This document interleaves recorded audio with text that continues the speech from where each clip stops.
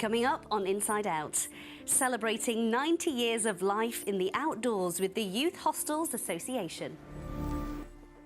Now, cancer patients are encouraged to keep as active as they can during treatment.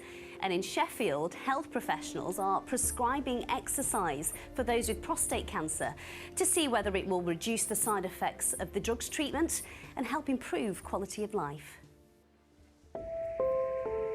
Getting ill is not an option. A lot of them haven't been in the gym for a very long time. I've only done 5 minutes. It's hard work. We're hoping if this works, this will be a model that could be followed for other cancers. Could exercise help men with prostate cancer cope better with the side effects of treatment? Wow, me and my wife were hit almost like with a sledgehammer. Within days of his prostate cancer diagnosis, 62-year-old Gerald Horrocks was facing a difficult decision on surgery. Testosterone is my enemy now. The cancer, the prostate cancer, feeds off testosterone. The very first thing you want to do is to block production of testosterone. It was felt that it would be most beneficial for me to have a procedure that would remove my testicles. So essentially have a procedure called an orchidectomy. Now at first that seemed a very drastic step, but having reflected and thought about it, this was for me the most effective way of reducing the threat of testosterone. And I said, I don't mind, because I love you whatever form you're in, and I just want you to get better, because I just want you here. So whatever's going to give you the best chance, you just got to do it. Gerald went ahead with the surgery and just a few weeks later has returned to work full-time as a pharmaceutical drugs rep. But the dramatic drop in testosterone has left him dealing with extreme fatigue and hot flushes. It's almost like you've just gone and sat next to a very hot radiator. It almost feels as if your skin's burning. So he has had his downtimes. He's not, he's not all brave and all the rest of it. We've had his down moments, and I'm sure we'll have some more. He's just so tired. He comes in from work and he has his tea and does a little bit more work, and then he sits in that chair and he falls asleep because he's so tired. And he hates himself for it. I don't want to be dozing in the chair, wanting a nap at 1:30 after my sandwiches. I don't want that. Come through and have a seat. Thank you. How are you doing? I'm good, thank you. Good. So Gerald's medical team are trying a new approach to his cancer care. Alongside standard medical treatment, he's being prescribed exercise as part of a trial at Sheffield Teaching Hospitals. And is that something that would worry you, or is that something that you think you might be willing to sort of consider? Oh, I'd absolutely consider it. I would be interested in a programme that was tailored appropriately to the needs that I have.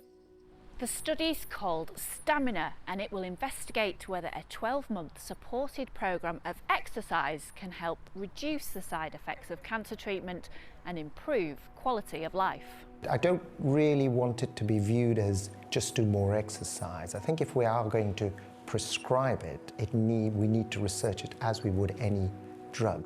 The study's being led by consultant urological surgeon Professor Derek Rosario. We need to know how much, how often, and provide the evidence and find the evidence that in this situation, for this particular set of circumstances, so much exercise carried out in such a way will benefit and reduce the side effects. That's what we're exploring. Keep on going, Gerald. That's 62, 64, 64, 13 calories now. To help him stick to the plan, Gerald has been given a gym membership and personal trainer, but he's finding his first session tough. It's hard work. It's such a long time since I've used the knees like this, and therefore it's a challenge, frankly, and I feel I've only done, I don't know, 5 minutes, and I'm ready for a little rest, really. Another man who knows all about fitting exercise into a busy lifestyle is Edward Wilmot. At 75, he's a full-time working farmer. He has low-grade prostate cancer and hasn't needed surgery, but is on hormone therapy. Getting ill is not an option. The normal working day does involve lifting, carrying, driving, heavy work, light work, maintenance. It involves lots of things. So it is really important for you to keep fit for as long as possible? It is, yes, it is. And that's partly why I embarked on the fitness regime. Another 30 seconds at this, all right? Just keep it there. Although he's already quite fit, Edward's personal trainer will work with him on his weaker areas. So when they first come into the gym, we give them a baseline fitness test, we track their heart rate, and from that then I'll then plan a programme accordingly for their needs for sort of the next 6 weeks. Yeah, it's enjoyable. Yeah. It's like going for a strong walk. Edward's been prescribed gym exercises twice a week.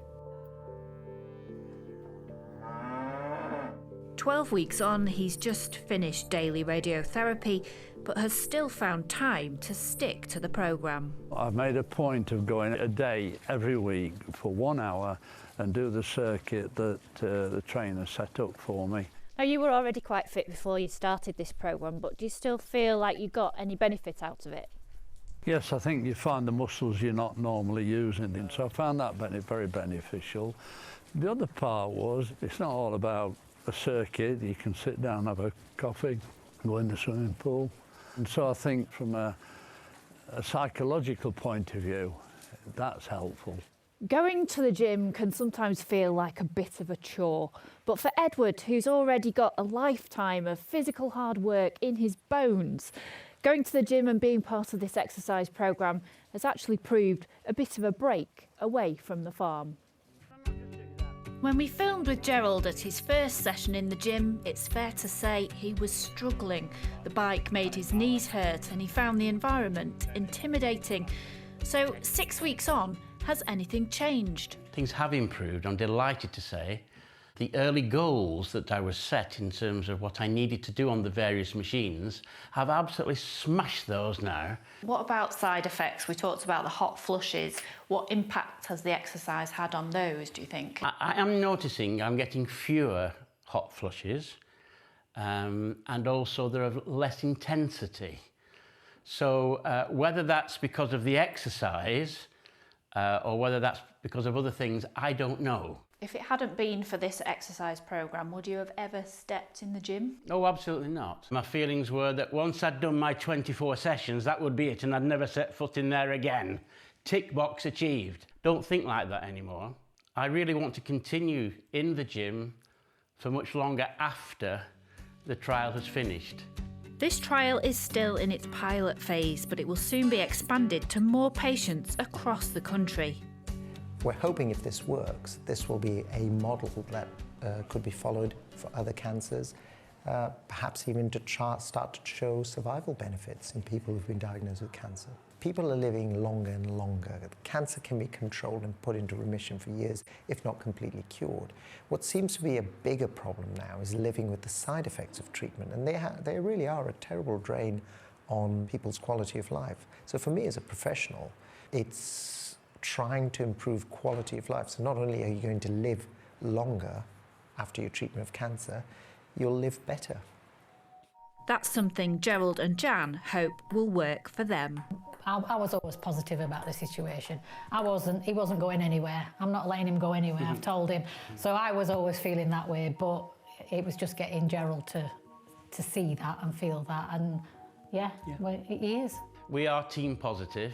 We're going to win and get through this situation, and we have a very, very positive future ahead. I feel quite sure about that.